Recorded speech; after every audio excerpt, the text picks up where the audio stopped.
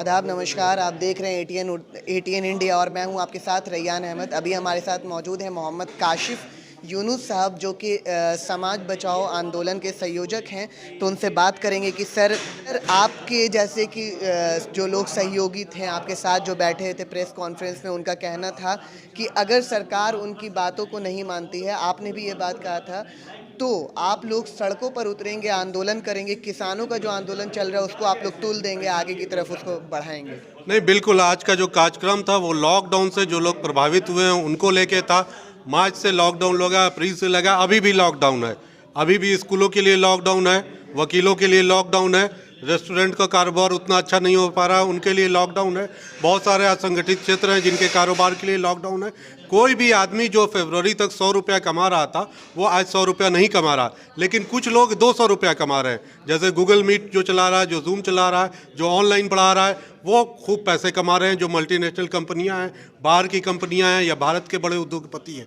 तो ऐसे सिचुएशन में जब भारत की 99% आबादी का आय पिछले 8 साल में कम हो गया है और दूसरे कुछ लोगों का 5, 10, 20 लोगों का आय बहुत ज़्यादा बढ़ गया है, तो ऐसे में अगर सरकार कोई ऐसी आर्थिक नीति नहीं लाती है जिससे भारत के सभी 99% लोग जिनकी आय में 10%, 20% या 100% की कमी आ चुकी है, वो वापस कमी की भरपाई कैसे होगी? टैक्स सरकार माफ़ करेगी या मुआवजा देगी, कोई आर्थिक पैकेज देगी जिससे फिर से छोटे कारोबार स्थापित किया जा सकेंगे? अगर सरकार कोई सही आर्थिक नीति लेकर नहीं आती है तो बिल्कुल जो किसान आंदोलन आप देख रहे हैं उससे बड़ा एक आंदोलन होगा, क्योंकि किसान जो है देश में 60-65% है, तो लॉकडाउन से प्रभावित लोग जो है वो 99% लोग हैं। इन 99% लोगों को कोरोना और लॉकडाउन पर सरकार उनका शोषण कर रही है।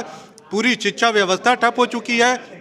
आपको मालूम है कि गाँव में इंटरनेट का नेटवर्क नहीं आता है, वहाँ पे ऑनलाइन पढ़ाई नहीं हो सकती है, लोगों के पास स्मार्टफोन नहीं है। अगर गांव में एक व्यक्ति के पास 3 बच्चा है तो फिर वो 3 स्मार्टफोन रखे क्लास करने के लिए। तो लोग करें तो क्या करें? किस तरह से शिक्षा व्यवस्था सुधरेगी? या थोड़ा बहुत ऑनलाइन सिर्फ मोबाइल बेचवा के ही सर्टिफिकेट दे दिया जाएगा? 1 साल 2 साल के जो कोर्सेज हो रहे हैं, डिप्लोमा का कोर्स है, मास्टर्स के कोर्स है, उसमें कहाँ पढ़ाई हो पा रही है? सर, जैसा कि भाजपा वालों का कहना था कि विरोधी जो दल है, मतलब विपक्ष जो है, वो इस चीज़ को तूल दे रही है और कुछ असामाजिक तत्व हैं जो कि इसको तूल दे रहे हैं। जैसा कि आपने भी अभी कहा कि हम किसान आंदोलन को आगे बढ़ाएंगे और इनके साथ मिलकर के सड़कों पर उतरेंगे और एक आंदोलन करेंगे, सत्याग्रह।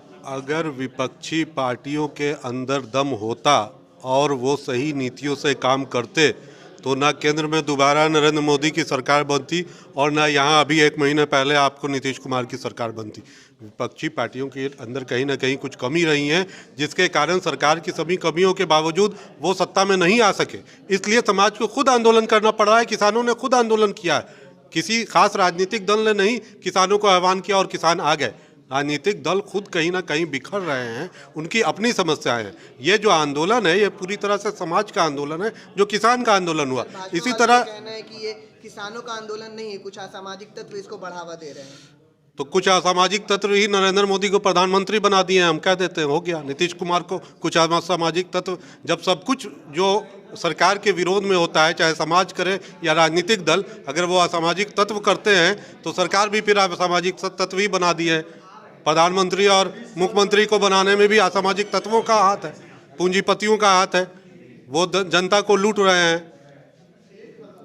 इसको कह के सरकार बच नहीं सकती है ना असामाजिक तत्व। फिर आगे आप लोगों की क्या नीति है इसको लेकर के? आगे यही नीति है कि आज हम लोगों ने सरकार को यह अल्टीमेटम दिया है कि लॉकडाउन में जो लोग प्रभावित हुए हैं सभी लोगों को उनके आर्थिक विकास के लिए, उनके इनकम को सुनिश्चित करने के लिए कहीं ना कहीं एक ठोस आर्थिक नीति सरकार जल्दी ही लेकर आए।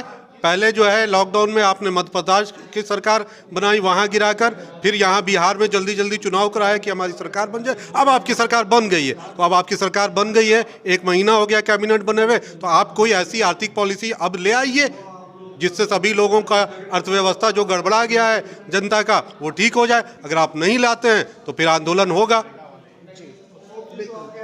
तो आप सुन रहे थे अभी मोहम्मद काशिफ यूनुस साहब को, تو کیا کچھ کہنا ہے اور سرکار کو جو ہے وہ اب الٹیمیٹم جو دے چکے ہیں اور بات یہ ہے کہ اگر سرکار ان کی بات نہیں سنے گی تو آگے چل کر کے سماج بچاؤ آندولن جو ہے وہ سڑکوں پر اترے گا اور سڑکوں پہ اتر کر کے ستیہ گرہ ایک آندولن کیا جائے گا۔ آپ دیکھ رہے ہیں ATN انڈیا اور میں ہوں آپ کے ساتھ ریان احمد۔ اگر آپ یہ ویڈیو ہمارے فیس بک پیج پر دیکھ رہے ہیں تو ہمارے فیس بک پیج کو لائک کر لیجئے۔ اگر آپ یہ ویڈیو ہمارے یوٹیوب چینل پہ دیکھ رہے ہیں تو یوٹیوب چینل کو سبسکرائب کر لیجئے اور بنے رہیے چینل کے ساتھ۔ دھنیہ واد۔